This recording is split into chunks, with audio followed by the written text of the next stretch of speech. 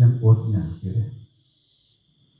บางเจอได้กินกับปนบางเจอได้กินกับน้ำปลา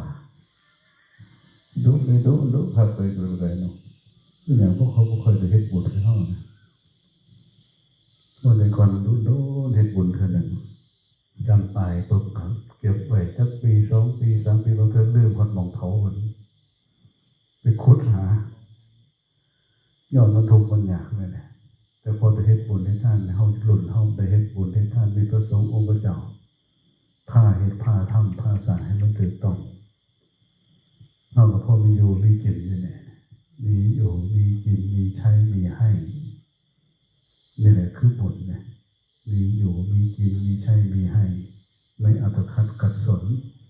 คือว่าเป็นผู้สว่างแล้วเป็นผู้แจ้งแล้วเดี๋ยวตัวเราเสียเอาไหลเป็นไหลกันนะอยากได้ไหลก็รักษาศีลเพิ่มเลยนะศีลเพราะศีลมันเป็นพื้นเป็นฐานบอกในคือฐานของการบำเพ็ญบุญศีลไหลกับฐานสูงนี่นะมันก็ได้ไหลเท่ากันศีลเป็นพื้นฐานของการเฮ็ดบุญทุกอย่างเรื่องนั้นก็เลย